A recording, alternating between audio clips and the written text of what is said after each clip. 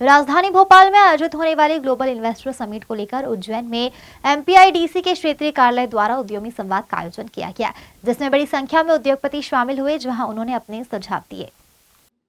MPIDC के क्षेत्रीय कार्यालय द्वारा उद्यमी संवाद कार्यक्रम का आयोजन किया गया। कार्यक्रम में विधायक अनिल जैन कालूहेड़ा, महापौर मुकेश टटवाल, जिला पंचायत अध्यक्ष कमला कुंवर, संजय अग्रवाल, राजेश धाकड़, कलेक्टर नीरज कुमार सिन्हा, MPIDC के राजेश राठौर, उद्योगपतियों में आनंद वांगड़, आकाश माहेश्वरी, दिलीप परियानी, गिरीश जायसवाल सहित अन्य उद्योगपति शामिल हुए। दरअसल प्रधानमंत्री नरेंद्र मोदी की विजन अनुरूप भारत को $5 ट्रिलियन की अर्थव्यवस्था बनाने में प्रदेश के मुख्यमंत्री डॉक्टर मोहन यादव भागीदारी प्रयास कर रहे हैं। मुख्यमंत्री डॉक्टर मोहन यादव प्रदेश में औद्योगिक क्रांति लाने के लिए निरंतर देश विदेश के निवेशकों से मिलकर प्रदेश में नवीन तकनीकी एवं निवेश को प्रोत्साहित कर रहे हैं। मुख्यमंत्री डॉक्टर मोहन यादव की मंशानुरूप प्रदेश के औद्योगिकरण एवं उससे सृजित होने वाले रोजगारों को बढ़ावा देने के लिए 24 एवं 25 फरवरी को invest Madhya Pradesh global investor summit का आयोजन भोपाल के इंदिरा गांधी राष्ट्रीय मानव संग्रहालय में किया जाएगा। इसी क्रम में उद्यमियों से संवाद करने एवं ग्लोबल इन्वेस्टर समिट की जानकारी क्षेत्र के सभी उद्यमियों को देने के लिए उद्यमी संवाद का आयोजन किया जाएगा। अभी पिछले 1.5 महीने में मैंने माननीय मुख्यमंत्री जी के साथ हम लोग 3 कंट्रीज़ की यात्रा पे गए थे। उसमें ब्रिटेन, जर्मनी और जापान शामिल है। तो वहाँ पर भी हमने देखा कि काफ़ी इंटरेस्ट शो कर रहे लोग मध्य प्रदेश में इन्वेस्ट करने के लिए। मतलब इंडिया तो करीब काफ़ी लोग आना ही चाहते हैं, लेकिन हिंदुस्तान के अंदर भी मध्य प्रदेश की जो पॉलिसीज़ हैं उसके तहत काफ़ी लोगों ने इंटरेस्ट दिखाया है कि मध्य प्रदेश में अपना उपक्रम चालू करें। तो इसलिए मुझे लगता है मध्य प्रदेश के जो नए पॉलिसीज़ हैं और जो अप्रोच है गवर्नमेंट की, उसके कारण काफ़ी इन्वेस्टमेंट आना चाहिए। सेक्टर्स क्या हो सकते हैं इसमें? करीब सभी सेक्टर्स हैं, मतलब पर मुझे जो अपने इंडिविजुअल कैपेसिटी में लगता है वो 3 सेक्टर मुझे खास लगते हैं। एक तो फार्मा, जिसमें मेडिकल डिवाइस भी है। दूसरा फूड प्रोसेसिंग, चूँकि मध्य प्रदेश पूरे देश में कई जीन्स में नंबर 1 प्रोड्यूसर है, लेकिन हमारी प्रोसेसिंग बहुत कम है, तो ये एक बहुत बड़ा एरिया हो सकता है।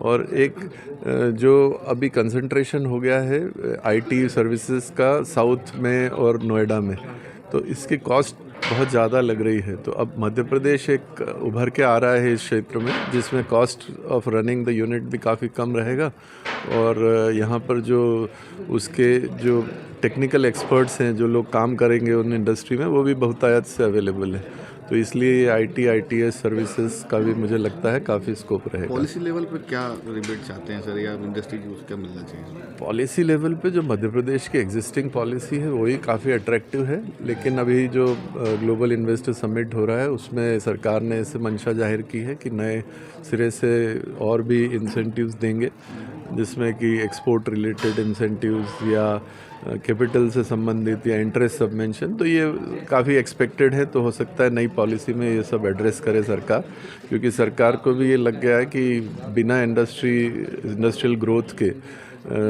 GDP में बढ़ोतरी होना बहुत मुश्किल है और रेवेन्यू जो आता है वो मोस्टली फार्मा में भी जैसे लोकल टैलेंट तो अवेलेबल है ही।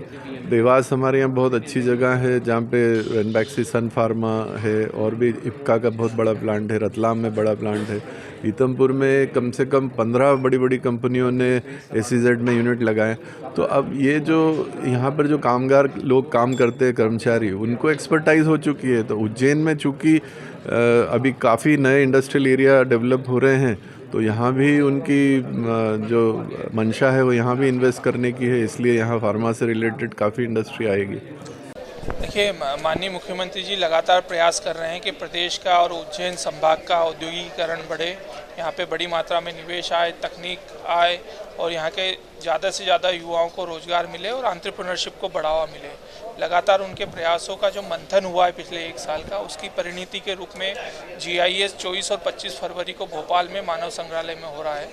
तो उसमें उज्जैन के लोगों की सहभागिता हो सके, उज्जैन के जो लोग निवेशक हैं उनकी सहभागिता हो सके, साथ ही साथ हम लोग आगे क्या करने वाले हैं उज्जैन के विकास के लिए माननीय मुख्यमंत्री जी के नेतृत्व में, कौन कौन से प्रोजेक्ट अवेलेबल है जहां पर लैंड उपलब्ध होने वाली है, यहाँ पर इंडस्ट्री डाल सकते हैं, उन सबको बताने के लिए आज ये कार्यक्रम रखा गया था, जिसमें उद्यमियों से संवाद किया गया जनप्रतिनिधियों के द्वारा और हम लोग भी उपस्थित थे। साथ ही साथ उन लोगों के सुझाव भी हम लोगों ने प्राप्त किए कि आप और क्या चाहते हैं। जो काम हुए वो तो उनको बताया ही सही हमने, साथ ही साथ उनसे ये भी सुझाव मांगे कि अब आप लोग और क्या चाहते हैं। तो उसमें मोटा मोटा जो सुझाव हम लोगों के पास आए हैं उसमें पर्टिकुलर इंडस्ट्री बेस है, जिसमें एक तो ESI हॉस्पिटल की मांग की गई है।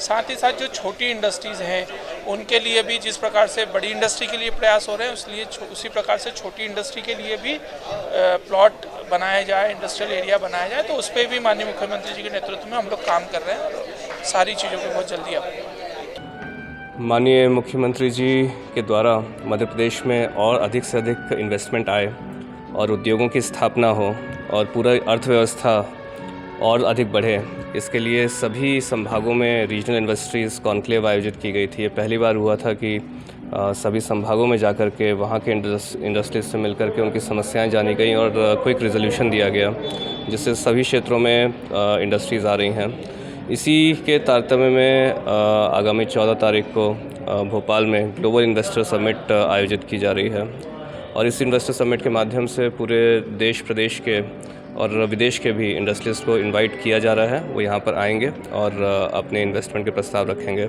यदि हम उज्जैन में देखें तो उज्जैन में पिछले साल लगभग इसी समय मार्च के पहले सप्ताह में रीजनल इंडस्ट्रीज़ कॉन्क्लेव हुई थी और इस रीजनल इंडस्ट्रीज़ कॉन्क्लेव के माध्यम से हमें बहुत सारे इन्वेस्टमेंट के प्रस्ताव प्राप्त हुए थे।